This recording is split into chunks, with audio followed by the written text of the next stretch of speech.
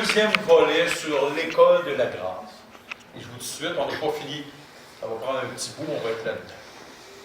Et ce matin, j'aimerais ça qu'on voit les 6 faits fondamentaux de la grâce de Dieu. Des vérités bibliques. C'est un peu doctrinal. Je vais essayer de faire ça le plus simple possible, dans des mots concrets aujourd'hui, mais il est évident que nous devons savoir ces choses. Peut-être que pour les plus vieux, ça fait longtemps que vous êtes chrétiens, vous allez savoir, connaître ces choses-là. Peut-être que vous allez apprendre aussi pour les plus jeunes des nouvelles affaires, ou peut-être un aspect que vous n'auriez pas vu. Mais il faut absolument savoir ces 6 faits-là fondamentaux pour avoir une juste compréhension de ce que c'est la grâce de Dieu. Et si je posais la question, je vous donne une feuille avec un crayon, quelle est la grâce de Dieu? J'aurais toutes sortes de réponses assez spéciales, ici comme ailleurs. Parce que souvent, je poserais la question à n'importe quoi, Steve, c'est quoi la grâce de Dieu? Bien, je vais venir te demander d'en parler pendant 1 heure. Oh, c'est pas pareil. Alors, dans le but de connaître qu'est-ce que la grâce de Dieu, il faut absolument que ces 6 faits fondamentaux sur la grâce de Dieu soient clairs dans nos cœurs, dans nos âmes, et ainsi, nous pouvons apprécier de plus en plus la grâce de Dieu. Et surtout, marcher encore de plus en plus dans la grâce de Dieu. Si tu connais la grâce de Dieu, tu connais qui est Dieu. Si tu connais qu'est-ce que c'est la grâce de Dieu, tu peux vivre la grâce de Dieu. Et sans cette connaissance-là, tu vas marcher dans les ténèbres. Alors, on va commencer. La grâce, premier point, la grâce n'est pas refusée pour cause d'indignité. Et là, il y a 2 mots qu'on va aller chercher les définitions. La première, la grâce. C'est une faveur imméritée de Dieu envers les hommes. Et le mot indignité, c'est qui ne mérite rien et qui est non conforme. Donc, nous sommes, nous, indignes, donc on n'était pas conforme à la volonté et à la vérité de Dieu, et on ne mérite rien. Et la grâce, c'est une faveur imméritée, parce que imméritée vient du mot, l'inverse de mériter. Donc, c'est une faveur imméritée de Dieu envers les hommes. Mais c'est quoi le contrat? C'est quoi le contrat de la grâce envers les hommes? La grâce n'est pas refusée pour cause d'indignité. Le Saint-Esprit utilise l'indignité, c'est-à-dire la non-conformité de l'homme pour toucher son âme et le conduire à la repentance et au pardon. Si il n'y avait pas d'indignité dans l'homme, Dieu ne pourrait pas donner la grâce. Comment, sans indignité de l'homme, Dieu peut-il donner la grâce? Est-ce que Dieu aurait pu donner la grâce à Adam et Ève avant la chute? Non. Comment veux-tu faire grâce à quelqu'un qui n'a rien fait, qui est impeccable? Est-ce que Jésus-Christ a eu la grâce de Dieu dans sa vie? Non. Il était parfait. Il était lui-même la grâce de Dieu pour les hommes. De l'autre côté, la grâce de Dieu trouve son triomphe suprême et sa plus grande gloire dans l'impuissance humaine.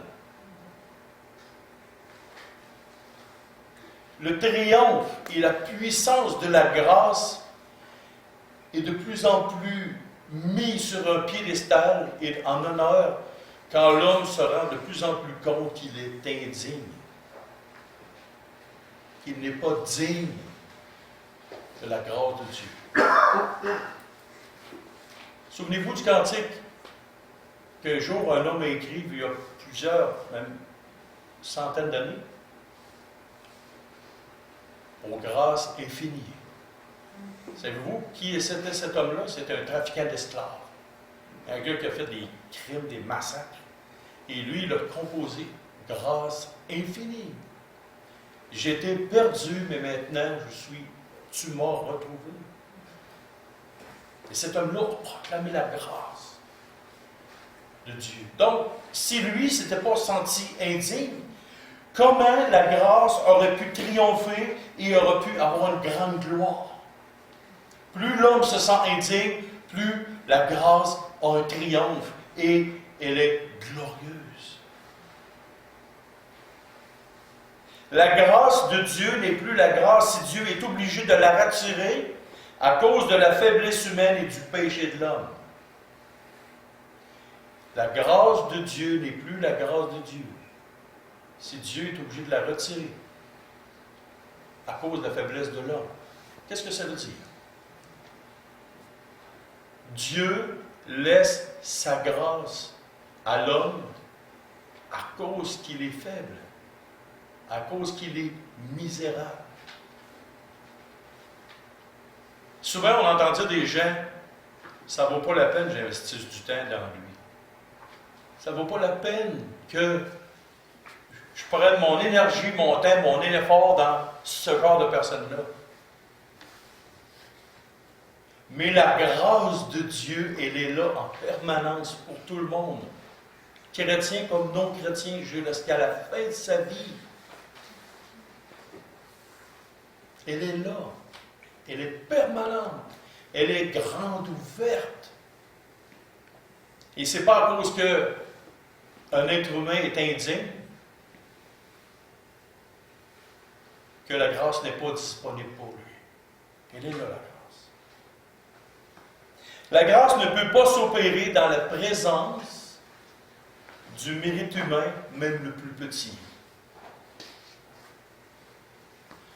L'homme ne peut pas dire « je suis bon, donc je suis merveilleux, donc we are a magnificence ». En français, ça veut dire « nous sommes magnifiques ». Où il y a le mérite humain, la grâce de Dieu ne peut pas s'opérer. Elle est là, mais elle n'opère rien.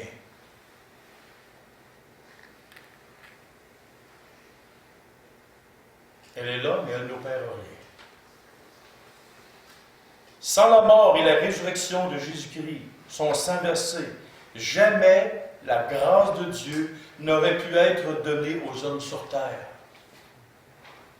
Si Dieu n'avait pas eu pour les hommes de l'Ancien Testament, avant que Christ vienne, si Dieu n'avait pas eu en tête le plan de match ultime de la croix de Christ sur terre, et après, s'il n'y avait pas la croix, le sang versé et Christ sur terre, jamais Dieu aurait pu, en aucun temps, donner sa grâce aux hommes sur terre.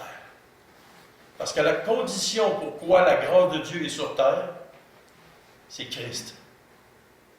Sans Christ, pas de grâce. Et là, c'est quelque chose d'important.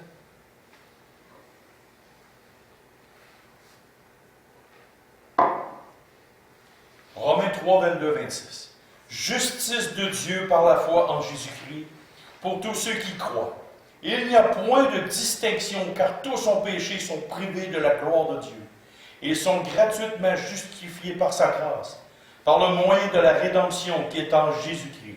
C'est lui que Dieu a destiné à être par son sang, pour ceux qui croiraient, victime propitiatoire, afin de montrer sa justice, parce qu'il avait laissé impunis les péchés commis auparavant, au temps de sa patience.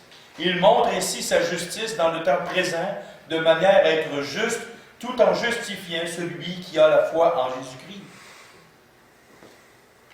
Sans Christ, sans son œuvre, sans son sang versé, la grâce de Dieu n'aurait pas pu être présent sur terre.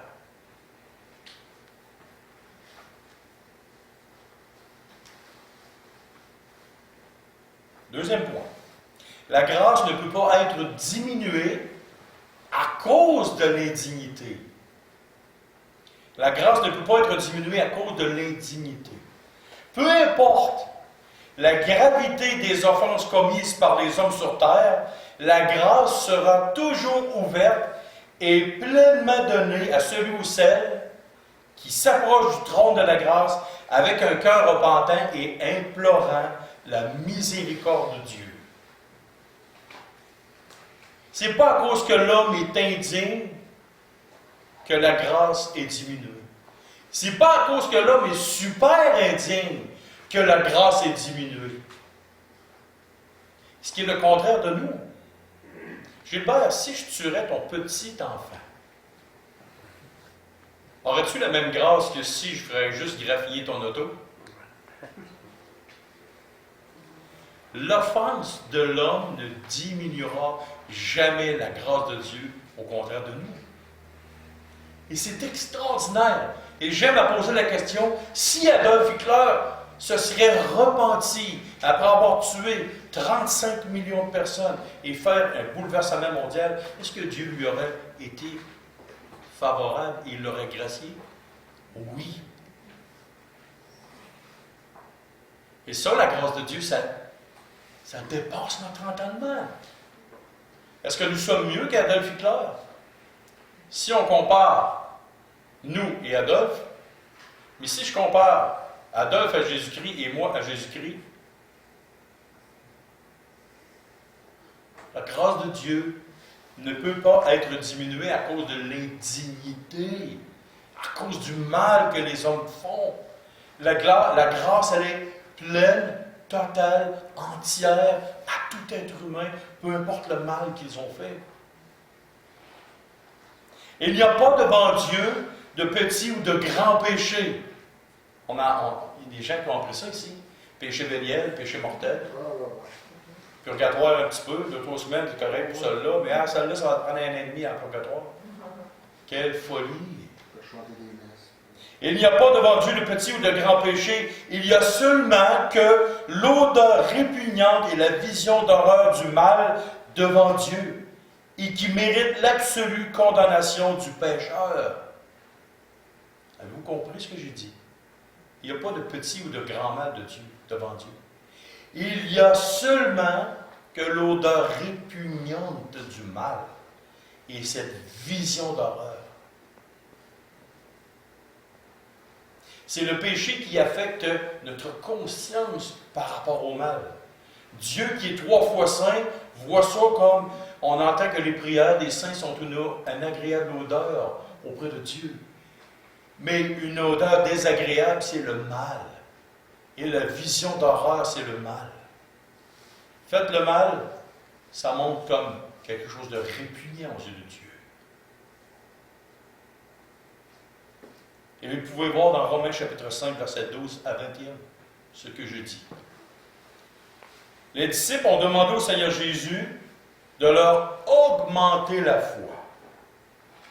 Mais la grâce ne peut pas être augmentée pour personne.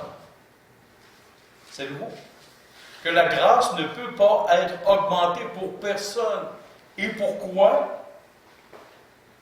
Parce que là, elle est déjà à son comble pour tout le monde. Qui a déjà prié dans le monde? Seigneur Dieu, augmente la grâce que tu as déjà envers les hommes. Dieu, peux-tu aller plus loin que d'avoir donné son Fils sur la croix? Peux-tu aller plus loin que ça? Dieu est allé au maximum de sa capacité. C'est dur à dire, hein? Dieu est omnipuissant, il est tout-puissant, mais il est allé au maximum de la grâce. Nous étions haïs, on s'haïssait les uns les autres, dignes d'être haïs, et lui a fait quelque chose d'extraordinaire. Et ça, c'est la grâce infinie de Dieu. L'amour que Dieu porte aux hommes sur terre est au-delà de la compréhension humaine et plus grand que l'univers créé. Dieu tient l'univers dans le creux de sa main, sa grâce dépasse tout ce qui peut exister. C'est-tu pas beau, ça? Et si nous nous sentons méprisables aux yeux de Dieu, sachez que Dieu vous voit d'un tout autre œil. Si vous pensez que vous êtes méprisable et indigne, vous avez raison. Mais Dieu ne vous voit pas comme vous vous voyez. Dieu a la grâce comme filtre dans ses yeux. Dieu a des lunettes fumées au ciel. Et ces lunettes fumées s'appellent, d'un côté c'est amour, et de l'autre côté c'est grâce. Et il met ses lunettes fumées pour nous regarder. Et savez-vous quoi? Son fils lui dit, papa, mets tes lunettes avant de regarder les humains. C'est imagé. C'est pas dans la Bible. Il n'y a pas de lunettes fumées dans la Bible. Mais voici comment la grâce de Dieu est. Et c'est ça qui est extraordinaire. Et pourquoi? Car Dieu a tant aimé le monde. C'est pas juste marqué Dieu a aimé le monde. Tant aimé. Le mot tant, ça détermine, et c'est pas T-E-M-P-S, c'est T-A-N-T. Car Dieu a tant aimé. Le mot tant, là, il a une signification plus grande que l'univers. Et le mot tant, c'est le mot grâce. La grâce de Dieu ne peut pas non plus, troisième point, la grâce de Dieu ne peut pas contracter de dette. Qu'est-ce que le pasteur dit à matin? Et je vous explique. La grâce de Dieu ne peut pas contracter de dette.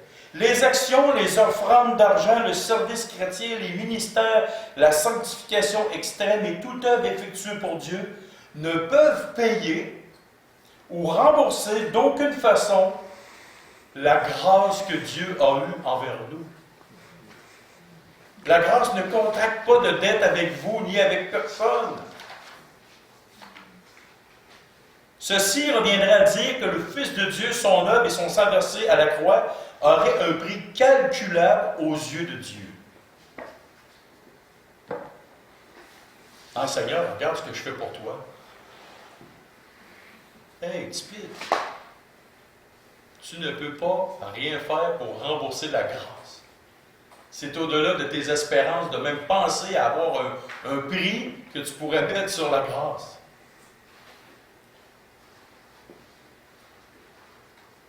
Comment argumenter et marchander avec celui qui a dit « Voici celui en qui j'ai mis toute mon affection ».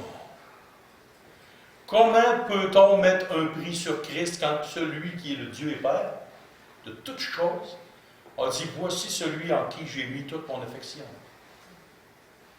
Qui peut marchander avec la grâce de Dieu, avec son Fils? Il y a un imbécile un jour qui a mis 30 pièces d'argent sur son Fils. Et aujourd'hui encore, il le regrette hyper amèrement et il sait sa destination finale.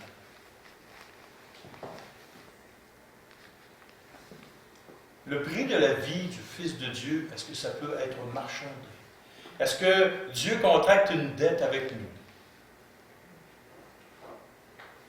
La grâce de Dieu doit être absolument reçue, acceptée et aimée comme le plus grand des trésors inestimables donnés aux hommes, avec une impossibilité de rembourser le prix du sacrifice de Christ.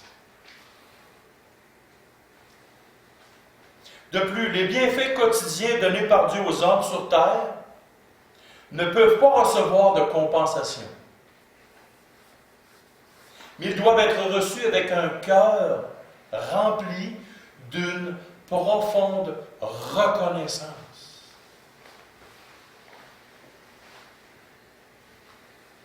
Marc 8, 37, c'est marqué « Que donnerait un homme en échange de son âme? » Qu'est-ce qu'on peut donner en échange de notre âme? J'arrive au ciel, t'as peu, je dois avoir un 20$ dans mes poches. Je dois avoir 1 million ou 1 milliard. Ton argent vaut rien au ciel. Qu'est-ce que tu peux sur terre donner en échange de ton âme? Rien. Alors je te pose la question, qu'est-ce que tu peux donner en échange? Ou qu'est-ce que Dieu te doit en t'ayant donné la grâce? Tu ne peux pas rembourser la grâce. Le service chrétien et la fidélité sont uniquement l'expression de l'amour et de la reconnaissance envers Dieu.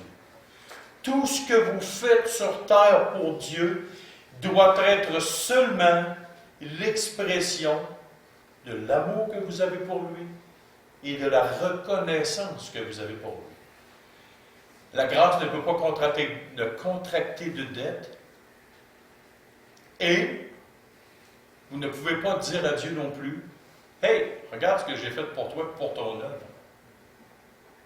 Il y a un homme des années 1700 qui s'appelle William Carey. Le gars a traduit en partie ou en complètement la Bible en 40 langues. Il est le père des missions en Asie. Il est un homme qui a fait des choses extraordinaires.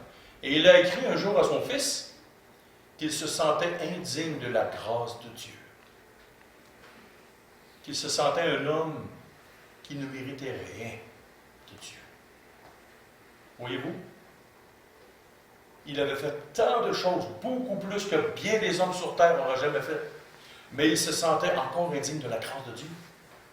Et comment un Dieu rempli d'amour et un Dieu si saint peut m'avoir donné autant d'amour et autant de grâce?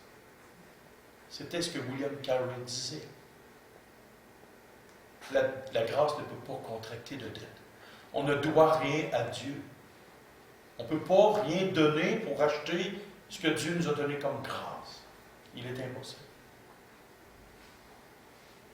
La grâce ne peut pas être, quatrième point, la grâce ne peut pas être donnée aux hommes parce qu'il est fondamentalement bon et que Dieu a l'obligation de nous donner une chance.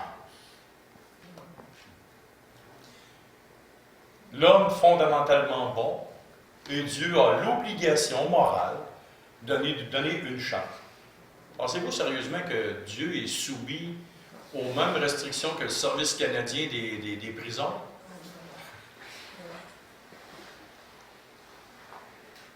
Pensez-vous, nous autres ici, on est obligés de donner des chances à des meurtriers, des pédophiles, toutes sortes de choses. Il faut leur donner une chance de réhabilitation. Tout en sachant très bien qu'il y a des gens qui...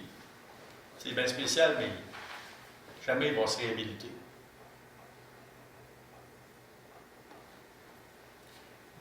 L'homme n'est pas fondamentalement bon. Et voulez-vous la plus grande preuve? Vous êtes obligé de dire à vos enfants, vous êtes obligé de leur apprendre à dire merci. C'est assez simple. Vous êtes obligé de leur dire, vole pas, mens pas. Combien de fois vous avez corrigé vos enfants pour pas qu'ils fassent de quoi de mal? Un petit bébé qui a 6-7 mois, c'est un hypocrite. Il sait très bien que vous allez vous lever quand il va chialer. Ah, il vous connaît. Il y a rien que 6 à 7, 8 mois. Il dit, ouais, si je chiale puis je braille, c'est bizarre, hein? Quand vous le prenez, il arrête de pleurer, puis quand vous l'emmenez dans son bain, il repart en fou. Un petit bébé de 6 à 8 mois, c'est un hypocrite. Il le sait. Il ne parle même pas. Il a appris l'hypocrisie avant de marcher et avant de parler.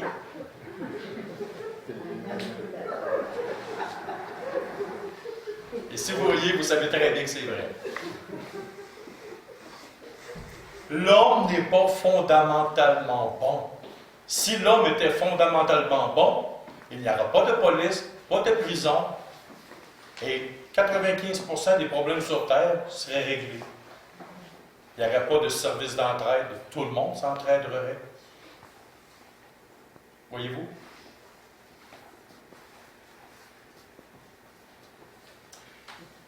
Romains 3, 9 à 12. Quoi donc sommes-nous plus excellents? Nullement.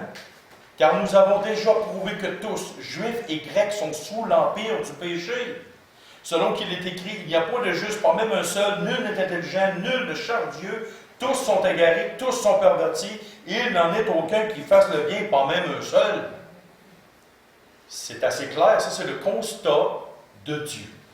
Dieu est 3 fois saint, et il nous dit, à nous qui sommes pécheurs, qu'on est pervertis, corrompus, pourris jusque dans le fin fond de l'os. Or, nous savons que tout ce que dit la loi, elle le dit à ceux qui sont sous la loi, afin que toute bouche soit fermée et que tout le monde soit reconnu coupable devant Dieu. Car personne ne sera justifié devant lui par les œuvres de la loi, puisque c'est par la loi que vient la connaissance du péché. Comment tu as appris que c'était mal de voler? Parce qu'on t'a dit que c'était mal. Tu n'as pas le droit. C'est un vol. C'est pas bien. La loi t'enseigne que tu es corrompu devant Dieu. La loi a été donnée aux hommes pour leur montrer qu'ils n'étaient pas saints et qu'ils avaient besoin de Christ et de la grâce de Dieu. La grâce est un acte de pure et sublime bonté, totalement parfait de Dieu envers des créatures absolument corrompues, perverties, et non un acte d'obligatoire de la part de Dieu. Si les hommes sont corrompus, fondamentalement mauvais, pervertis, ce n'est pas un acte obligatoire. Qu'est-ce que Dieu a fait avec les hommes du déluge? Il les a tous éliminés et il a permis et il a été gracieux envers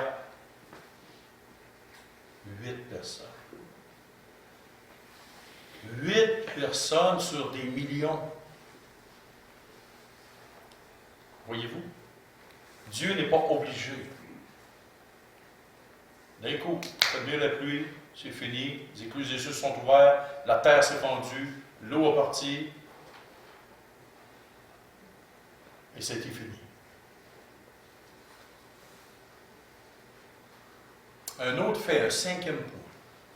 Avant que la grâce de Dieu soit donnée aux hommes, la colère de Dieu devait être apaisée et la justice de Dieu devait être satisfaite.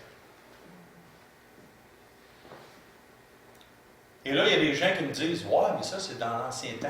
On disait ça aux plus vieux. Là. Dieu est en colère contre vous. » Alors, pour ça, il y avait raison. Et voici. Celui qui croit au Fils a la vie éternelle. Celui qui ne croit pas au Fils ne verra point la vie. Mais la colère de Dieu demeure sur lui. Tout le texte est au présent. Ce n'est pas du passé, du fini, non, c'est au présent. Pas de passé, pas de futur. Le texte, depuis 2000 ans, est au présent. Si tu crois, il arrive ça, et si tu ne crois pas, la colère de Dieu demeure sur toi. Donc, se peut-il que la colère de Dieu, elle est omniprésente et constante sur la tête des hommes? Oui. La colère de Dieu est constamment sur les hommes. Mais la colère de Dieu demeure sur lui. C'est au présent.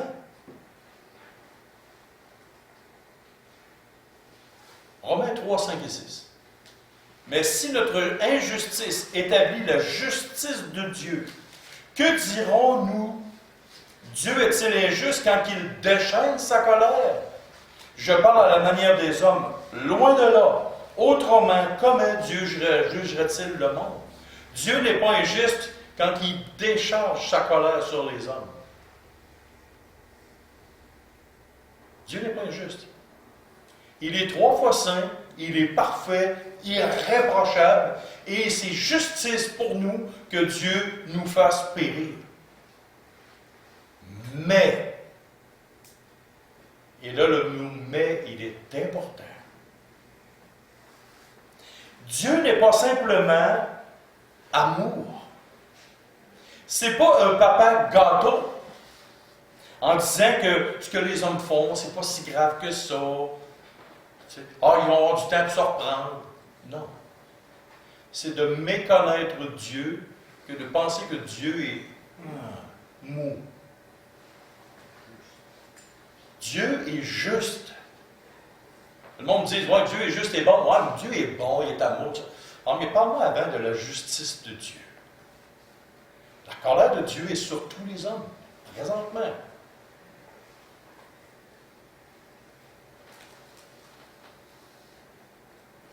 Mais il est juste et devait faire éclater sa justice pour être fidèle à lui-même et à son essence. Dieu ne peut pas juste être grâce, pardon et amour. Parce qu'il ne rendrait pas justice à sa propre personne. Il est saint. Il est irréprochable. Il est parfait. Tu ne peux pas entrer dans la présence de Dieu sans que la justice de Dieu soit assouvie. Laisseriez-vous rentrer un pédophile notoire chez vous sans qu'il ait payé sa peine? Et pour bien d'entre nous, la peine, ce serait la peine de mort. Hein? Accepteriez-vous qu'un pédophile se promène librement sans avoir eu une minute de prison et qu'il dirait, ah ben moi je peux faire ce que je veux, comme je veux, quand je veux? Pourquoi vous n'accepteriez pas ça? Parce que vous avez la notion de justice qui est en vous. Hey, tu fais là! Pourquoi vous n'acceptez pas non plus que le vol, quelqu'un vienne vous voler chez vous? Qui aimerait ça à se faire voler ce soir? Levez la main. Nous sommes faits à l'image et à la ressemblance de Dieu. Donc, on demande quelque chose à Dieu que nous ne tolérerions pas. Des choses qui sont inacceptables pour nous. Ah, parce que c'est dans notre nature même. On n'aime pas se faire mentir, on n'aime pas se faire frapper, on n'aime pas se faire ci, se faire ça. Donc, pourquoi Dieu serait contraire à ce qu'il a créé? On est l'image et la ressemblance de Dieu. Donc, Dieu est juste, saint, irréprochable. Comment faire pour sa grâce qui soit donnée aux hommes, mais en même temps satisfaire sa justice? Romains 5, 25 et 26 répond. C'est lui que Dieu a destiné à être par son sang pour ceux qui croiraient victime expiatoire ou propitiatoire, afin de montrer sa justice, parce qu'il avait laissé impuni les péchés commis auparavant au temps de sa patience. Il montre ainsi sa justice dans le temps présent de manière à être juste, tout en justifiant celui qui a la foi en Jésus. Donc, Dieu ne pouvait pas gracier sans satisfaire à sa justice. Il faut que, le cinquième point, il faut que la colère de Dieu soit satisfaite pour que nous pouvions bénéficier de sa grâce. Et ça, c'est un point capital. Sans la mort de Christ à la croix, sans la justice de Dieu satisfaite, nous n'aurions jamais pu recevoir la grâce de Dieu. Et le sixième point, la grâce permet le pardon judiciaire et le pardon de réintégration dans la communion avec Dieu. Et là, ça c'est bien important.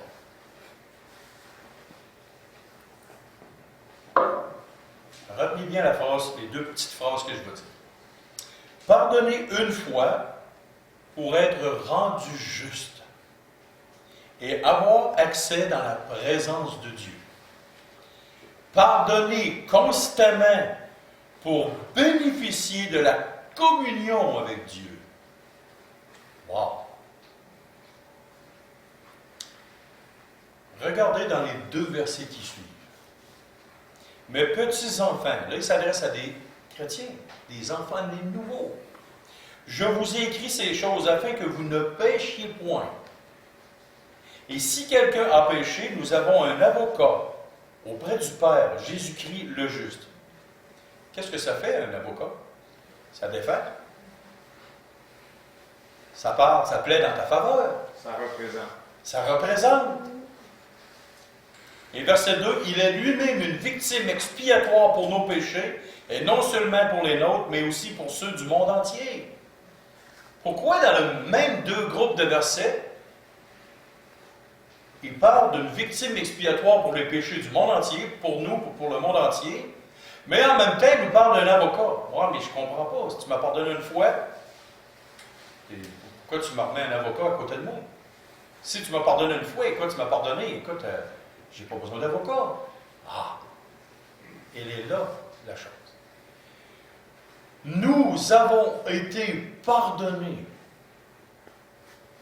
une fois, ce qui nous rend la possibilité d'avoir accès auprès de la présence de Dieu. Et ça nous prenait une victime expiatoire.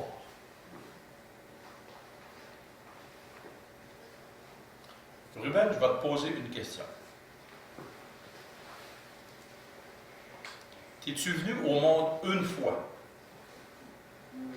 Alors, regarde à côté de toi, là. Est-ce que tu as sorti de elle? Ah, il est venu au monde une fois. Estelle, est-ce que tu aimes ton fils? De tout ton cœur, j'espère. Attention, on va se parler après. Depuis qu'il est venu au monde, combien de fois tu lui as pardonné? Oh! Est-ce que tu l'aimes toujours? Es-tu obligé de lui pardonner? Non. Mais tu le fais parce que tu es gracieuse envers lui. OK, Ruben, combien de fois tu as désobéi à ta mère? OK, Estelle, combien de fois il t'a désobéi? Toi, tu as de la misère à répondre. Elle pourrait répondre. Elle t'a sortirait des détails. Je sais, les mères sont toutes là. Ils s'en souviennent, puis ils ont une super bonne mémoire. Mais ils ne te le rappellent pas. Pourquoi? Parce qu'ils sont gracieuses. Voyez-vous, j'ai pris l'exemple d'une mère et de son fils. C'est la même chose pour ma mère et moi. Mais voyez-vous, nous sommes venus au monde de nouveau une fois. Pourquoi? Dieu nous a pardonnés et nous a donné son pardon judiciaire. Mais nous avons besoin d'un avocat pour avoir le pardon de réintégration ou de recommunion. Et je vais vous démontrer ce matin, quand vous péchez, que vous ne vous repentez pas, que vous laissez le péché traîner dans vos vies, que se produit-il? Avez-vous la pensée de penser à Dieu? Est-ce que vous avez la pensée de vous réjouir de lire la Bible? Est-ce que vous avez la pensée de témoigner pour lui?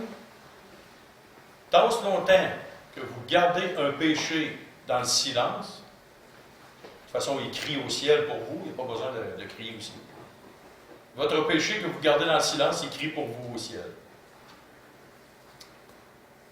Tant ce longtemps que David gardait pour lui son péché, la main de Dieu s'appesantissait.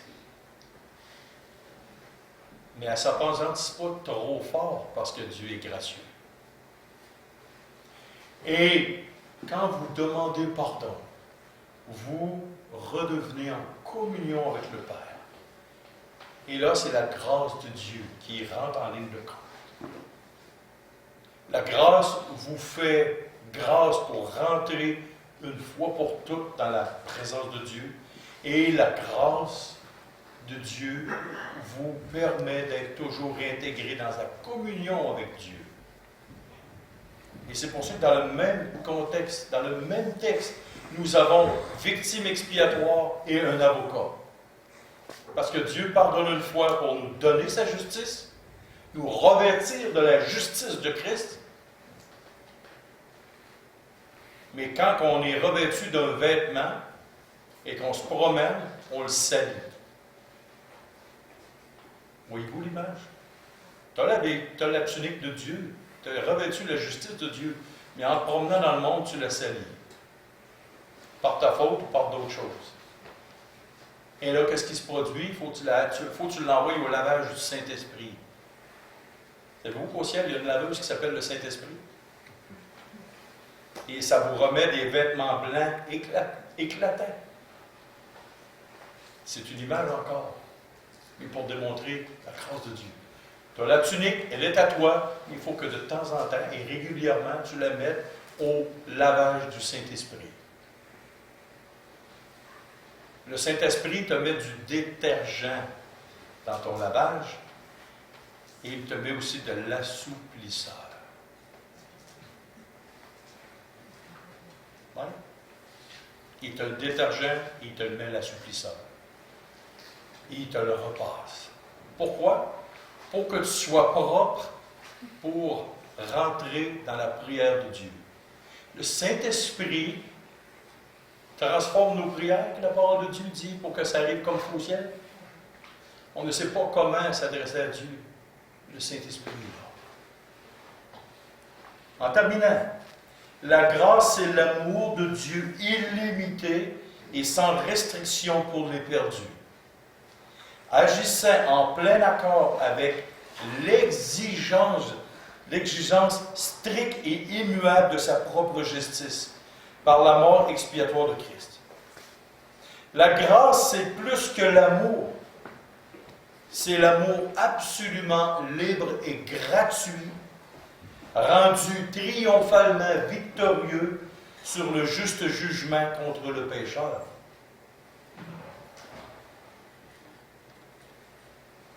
Qui aime la nourriture? Levez la main. Un bon repas. Un bon repas, du steak, un steak tendre, savoureux, avec une bonne sauce, des bananes plantées à côté, avec des bonnes patates pilées, puis des petits pois, chose de bon. Puis là, je vous invite tous chez nous. Et je vous invite tous à manger. Josiane, t'en souviens-tu des steaks que j'ai fait la semaine passée? Il est à tendre, hein? Imaginez-vous un steak d'1 pouce, là, coupé seulement avec une fourchette, et qui se détache simplement. Même pas besoin de couteau. Avec un goût sublime, là. Une bavette de bœuf. Wow! Cuit juste à point, médium saignant. C'était d'un délice extraordinaire. Aimeriez-vous que je vous invite chez nous? Ça vous tente, hein? Quelque chose de... Wow! Suzy, est-ce qu'il aimerait ça venir chez nous? Ah oui, vous aimeriez ça venir. Hein? Alors, la grâce est comme un bon repas. Est-ce que vous allez pouvoir m'acheter mon repas? Vous allez m'insulter. Ah, je vais te donner 20$ pour ce que tu me fais. Hey, je ne veux pas de ton 20$. La grâce, c'est comme si vous veniriez chez nous et puis que vous savouriez le repas que je vous ai fait. Vous allez l'apprécier, vous allez l'aimer. Vous allez être touché parce que je vous porte beaucoup d'attention. Et voici, c'est ça la grâce de Dieu. Il ne nous reste que seulement à qu'à l'apprécier, à la savourer, à la vivre. Vivre le moment présent de la grâce de Dieu à chaque jour dans nos vies, en se rappelant de ces points-là. Et posons-nous maintenant une dernière question. Qu'est-ce que nous ferons dès maintenant avec cette sublime grâce de Dieu? Est-ce qu'on va la mépriser, la négliger, la mettre de côté? Ou est-ce qu'on va faire quelque chose avec ça? Prions. Seigneur Dieu Père, merci pour cette vision des choses. Merci pour ces points importants de nos vies qui nous apprennent à te connaître de plus en plus. Nous sommes à tous les jours, Père, à l'école de cette grâce.